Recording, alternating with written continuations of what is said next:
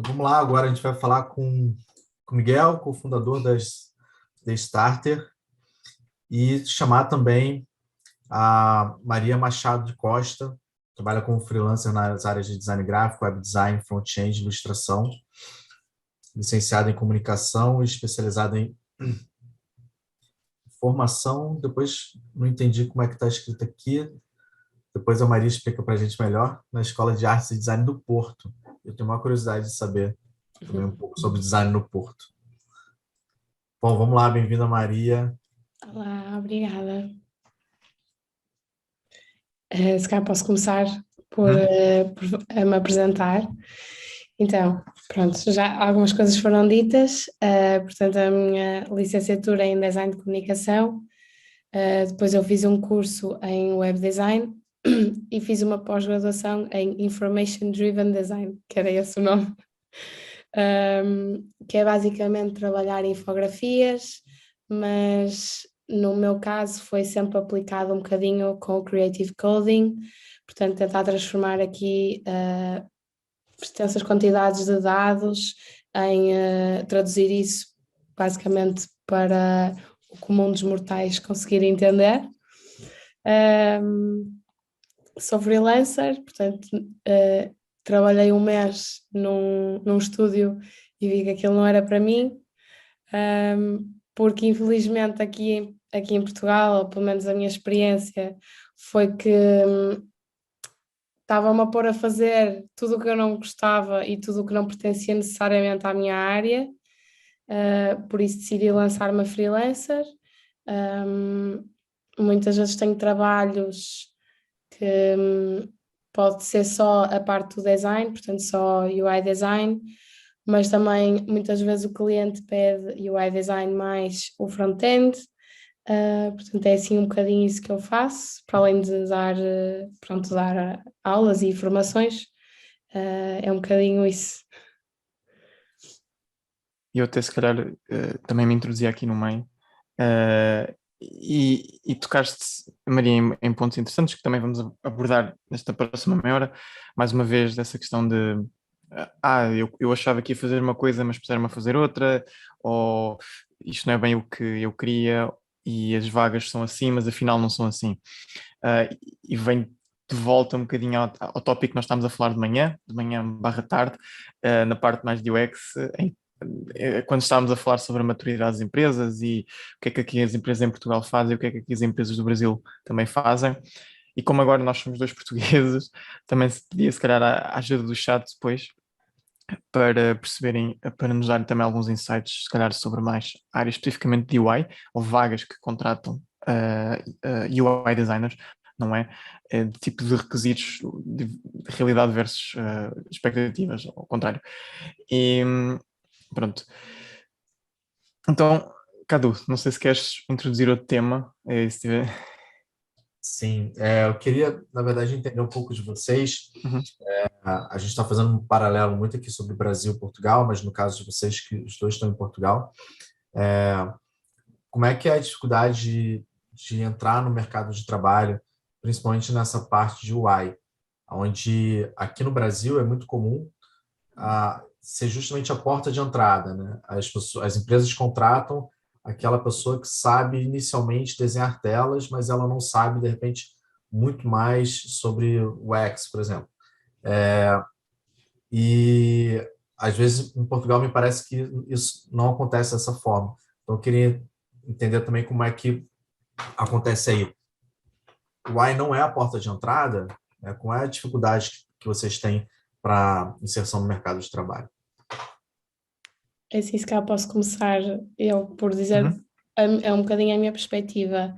O que eu sinto que acontece aqui em Portugal, ou pelo menos as vagas até que eu já me candidatei e vejo colegas meus a candidatar-se, primeiro são poucas as vagas que está explícito e escrito, procuramos UI design.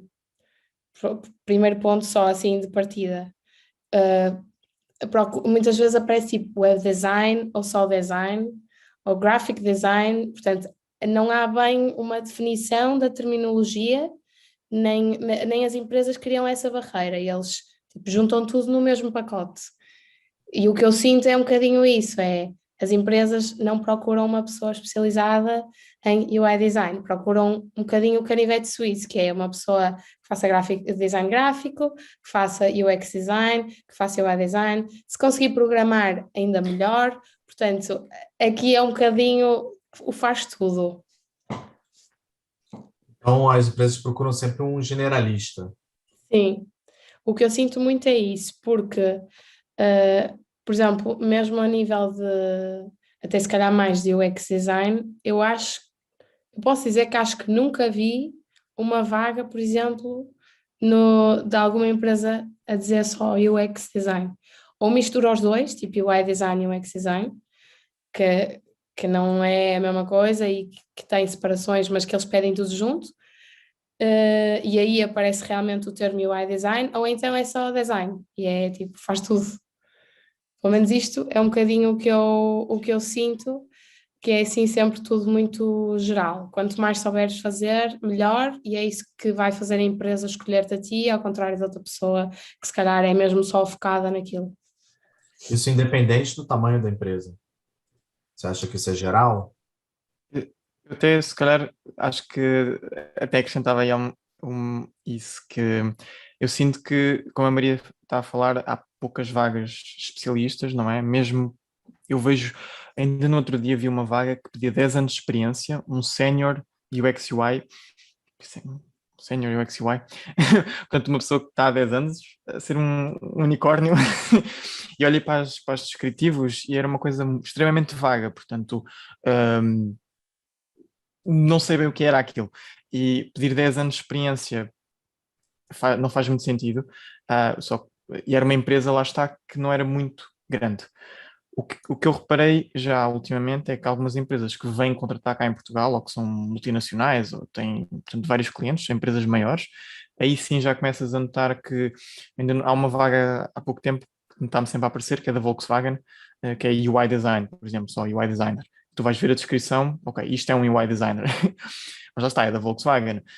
Portanto, existem outras vagas esporádicas que realmente são específicas, mas acabam por ser de empresas bastante grandes, empresas que já têm um certo nível de maturidade ou até vão buscar também, ou são filiais de empresas maiores na Europa, por exemplo, ou nos Estados Unidos.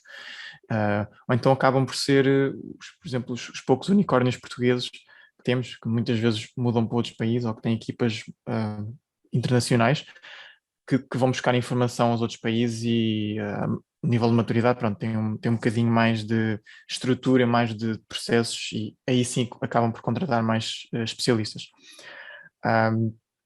E também acrescentava que é um tema que também gostava de introduzir aqui, e a Maria já tocou um bocadinho na parte mais da educação, em que acaba por não haver, como na parte visual ainda querem uma pessoa que faça muita coisa, não só UI, mas também design gráfico, se for preciso social media.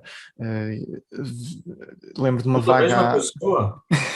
Eu lembro de uma vaga há uns tempos, mas era para uma startup, queriam um head of design, lá está, head of design, mas queriam para plataforma também, mas também queriam para comunicação, portanto marketing, portanto queriam um misto dos dois, não é? Pá, pagavam bem, verdade, pagavam bem, sim, mas lá está, uma pessoa tem que saber duas áreas que deviam ser diferentes, mas muitas vezes na formação que existe acabam por se misturar um bocadinho e depois as empresas também vão pedir o mercado que lhes dá. Portanto, acaba por a função mesmo de UI design, que é só por si extremamente complexa. Se formos olhar para todo o tipo de coisas que um UI designer tem que saber, demoram anos, não é? Diria anos uma pessoa ser completamente plena nisso, porque desenhar, só estou aqui a pensar em desenhar interfaces, mas desenhar interfaces não é assim tão fácil, e há muita técnica que vem por trás disso. E muita prática também. e não há esse foco na especialização, então lá está, esta é a minha opinião, mas sinto que muitos produtos que acabam de sair do mercado português, até vou dar um exemplo de um bom, ao contrário, muitos dos produtos digitais que acabam por sair são fracos. Podem ter bom UX, mas o aspecto visual é aquém das capacidades da empresa, não é? Aquém do que a empresa poderia contratar idealmente. Uh, Agora estou a lembrar para mim, uma exceção quase à regra, que é, por exemplo, a app, o aplicativo, a aplicação do OLX. Não é por coincidência que também o OLX é um grupo bastante grande, não é? Mas por acaso um aplicativo e o próprio site muito bom em termos de UX e de UI. Mas sinto que é uma exceção e não devia ser a norma. Pronto. Caramba. Então, ou seja, o generalista é o que reina aí, né? Pelo que eu estou entendendo. Sim, eu acho que, como tu disseste também, Miguel, o que eu sinto que acontece muito isso do generalista, mais em pequenas e médias empresas. Sinto que as empresas maiores conseguem ter, se calhar, um bocadinho mais de abertura para procurar pessoas mesmo especializadas na área. Só que o que é que acontece? O que eu sinto também por várias colegas minhas que estão na mesma área é que elas estão a trabalhar em grandes empresas. E em tudo a proposta de trabalho indicava que ia ser muito específica e o dia-a-dia delas não tem nada a ver, não, tipo, não tem mesmo nada a ver com UI design ou com a outra área delas específica. Elas fazem, como tu disseste, social media, vídeos, tiram fotografias, Motion portanto... graphics. Portanto, é mesmo, às vezes a empresa até pode dizer que só vais fazer aquilo, a proposta de trabalho diz que só vais fazer aquilo, e depois no dia a dia, mas é preciso fazer isto, vai. Tipo, porque tu, imagina, muitas das minhas colegas tiraram a licenciatura base em design gráfico, que é o pior erro para as empresas, porque elas é quase como o argumento de desculpa, do género, mas tu tiveste uma licenciatura em design gráfico, portanto, tu sabes fazer isto. Sim, no entanto, eu especializei-me nisto, portanto já me afastei da minha área base, certo? Deu-me uma certa base, que é para isso, mas no entanto já não toco nisso há anos. Mas isto é como andar de bicicleta, a gente volta a fazer, portanto vai. E por isso é que tu dizes que muitas vezes os produtos digitais saem fracos, porque muitas vezes acontece isto de pessoas especializadas que têm que fazer tudo e mais alguma coisa, e depois fazem um produto digital e fazem o desenvolvimento da interface, mas também o contrário, que eu senti muito quando estava no curso, que nós não, no curso de design gráfico, pelo menos aqui no Porto, não se toca na parte do web design, nem do UI design, nem nada disso, é mesmo design gráfico puro. No entanto, muitos trabalhos que os professores nos propunham, eles diziam, faz um site. E eu agora que olho para trás, eu penso, mas eu faço um site com que base? E vejo tipo sobrinhas minhas a fazer isso e eu penso, mas tu vais fazer um site com que bases? Eu sou designer gráfica, por isso eu consigo fazer. E é muito esta desculpa também ao contrário, que tens pessoas que são especializadas e que são mandadas fazer coisas de design gráfico e pessoas de design gráfico que são mandadas fazer coisas específicas de UI design. E não há este controle porque não há uma barreira nem a nível de educação, nem a nível das empresas que divida estas duas áreas. Então, pronto, era só isso que eu queria acrescentar. Mas então, Maria, é por isso que você optou em trabalhar como freelancer? E aí, quando você trabalha como freelancer, você trabalha para fora de Portugal? Não, eu trabalho, assim, maioritariamente os meus clientes são daqui de Portugal e é uma luta por causa disso, precisamente, porque é sempre a adicionar coisas. Mas agora faz um logo, mas agora faz mais não sei o que é.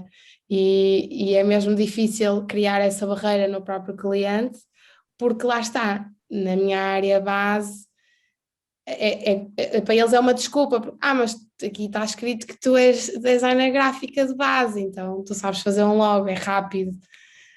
Sim, até pode ser rápido, mas de facto não foi para isso que me contratou, não é? Então é sempre um bocadinho esta luta com os clientes de tentar criar eu própria essa barreira, porque também custa dizer que não é? No fundo, custa-me dizer, não, eu não vou fazer isso, claro. Mas o contrário, quando eu sei que não tenho capacidades, é mais fácil de fazer. Quer dizer, eu não tenho capacidades de programar um site, por exemplo, completamente. Eu aí digo, olha, não é possível.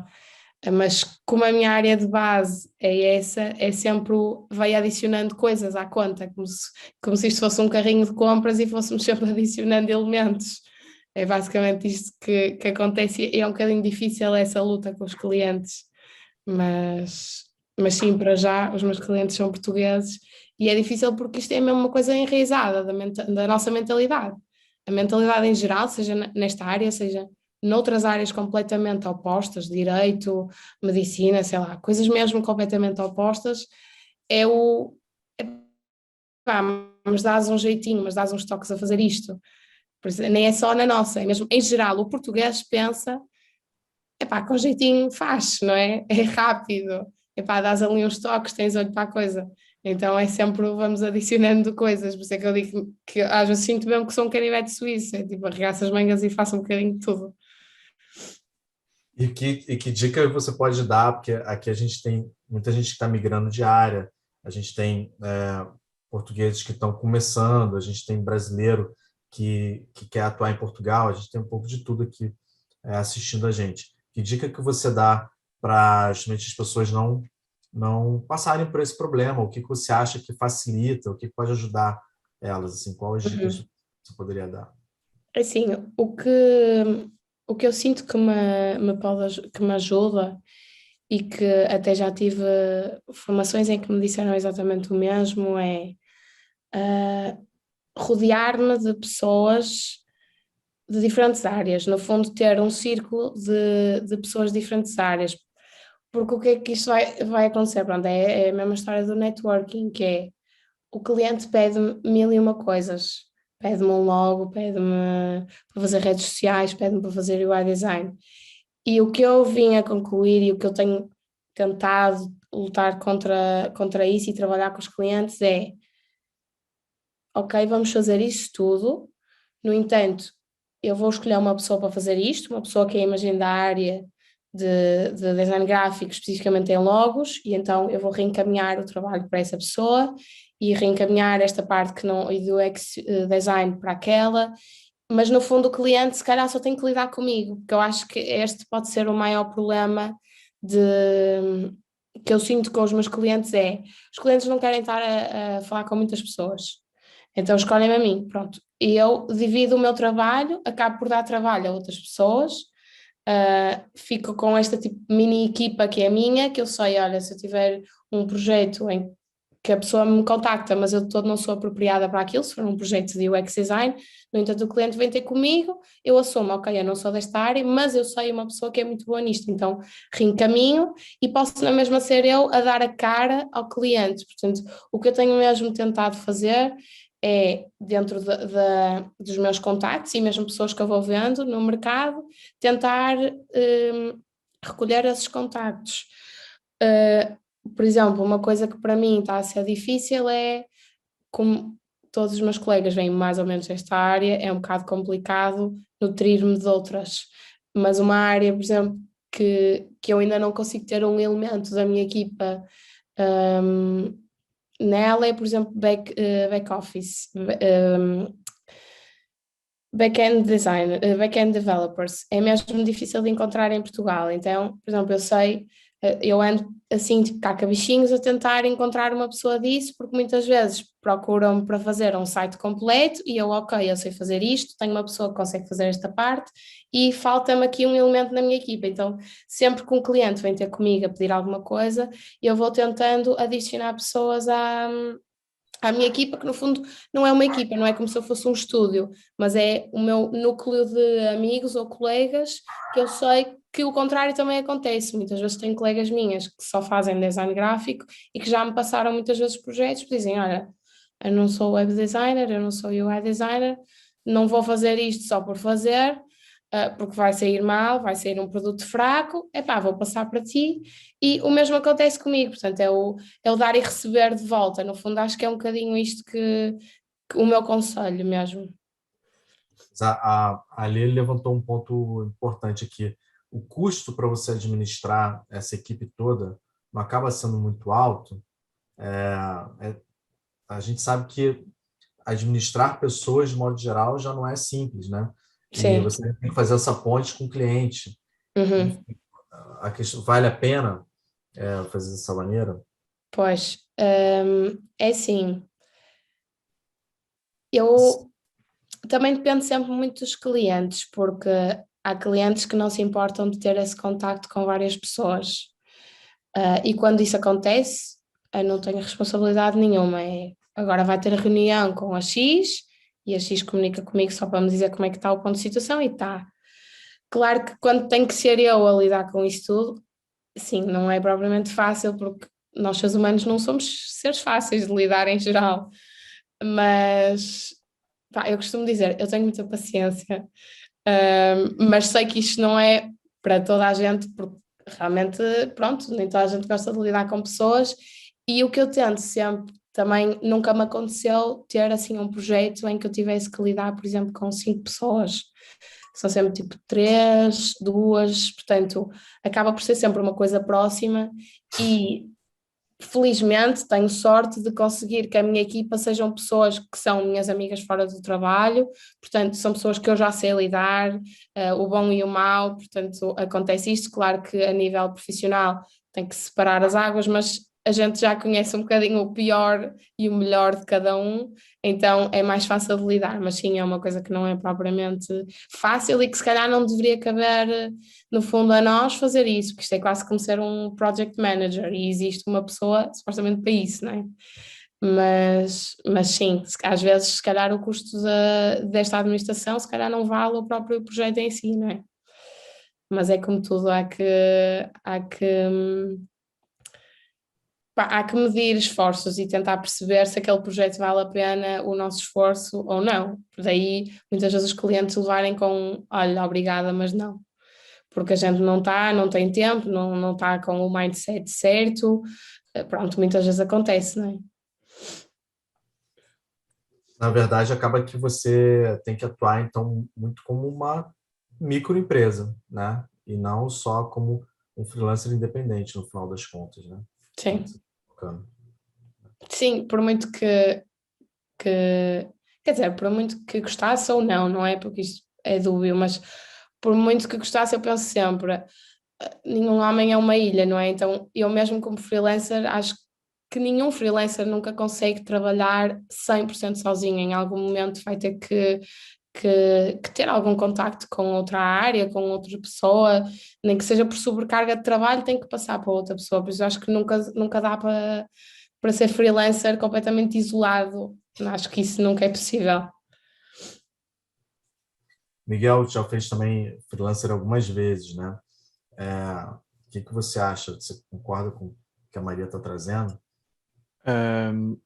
Como para a maioria dos meus clientes foi internacional, portanto não foram portugueses, senti que existe determinados, opá, são culturas diferentes, não é?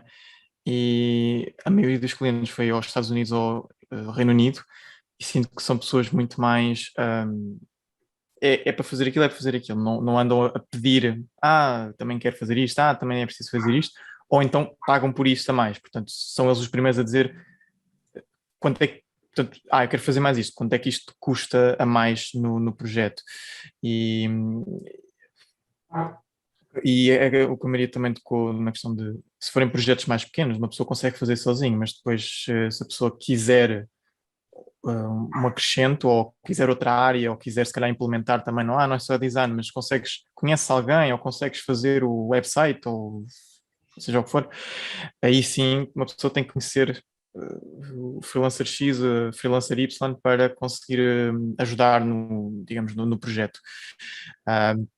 Mas felizmente pronto, a maioria das pessoas com quem lidei foram pessoas que realmente valorizam o teu trabalho e não são demasiado mesquinhas, ou não querem que tu faças tudo, nem esperam que saibam tudo, que tu saibas tudo, não é?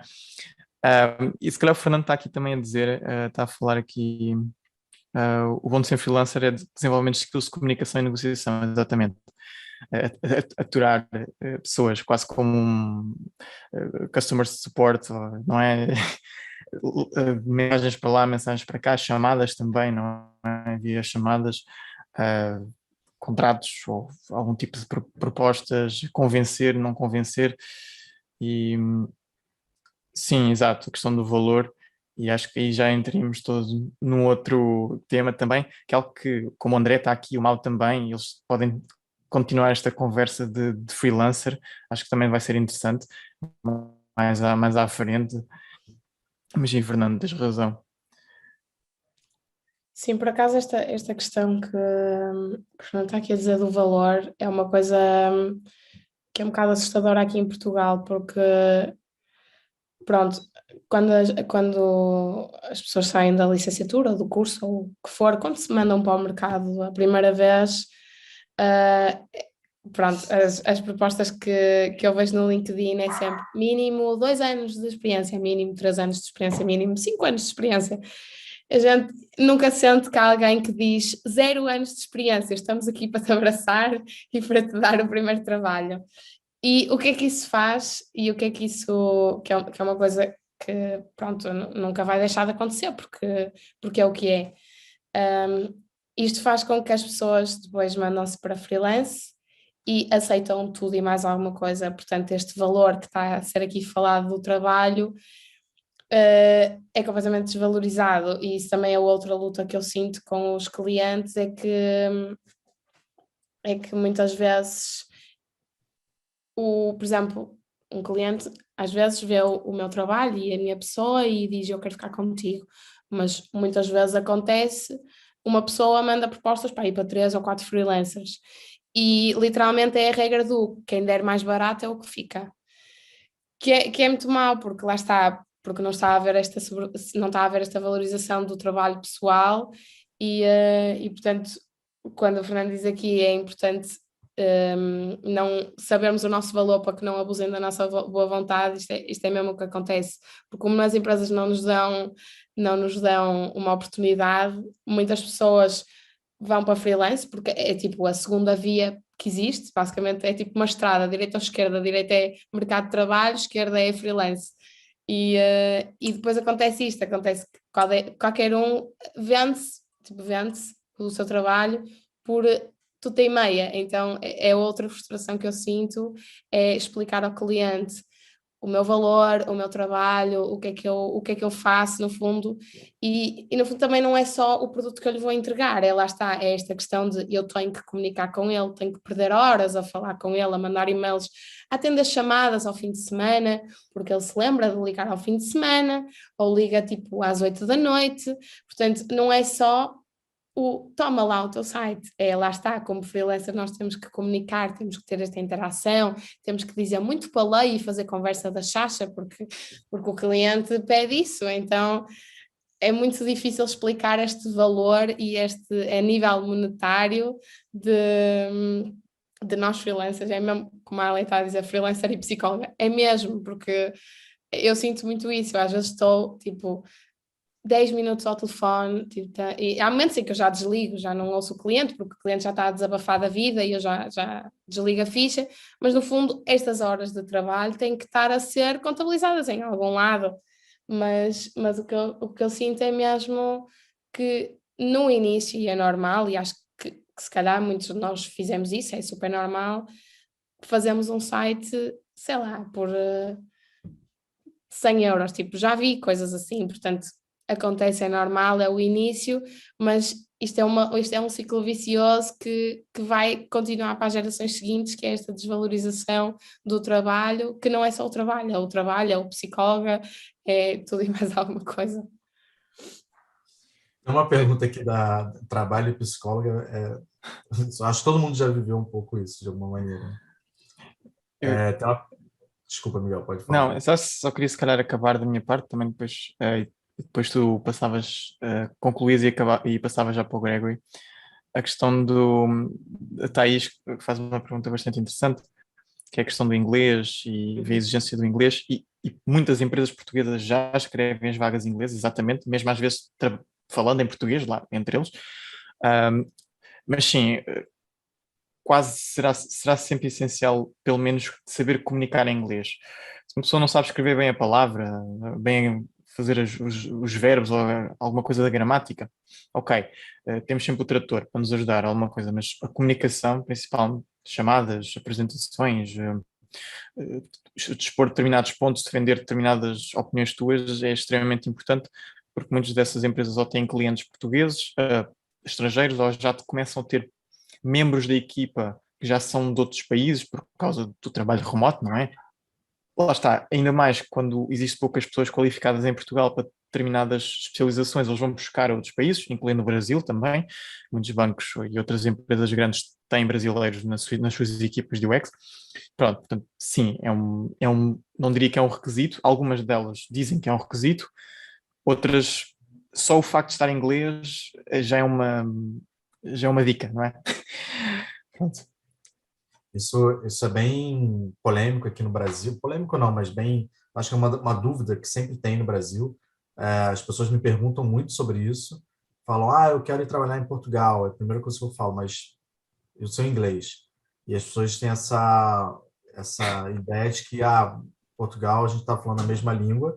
E não é assim. Eu acho que eu poderia dizer que chutar aqui 99% das empresas pedem que você tenha domínio do inglês.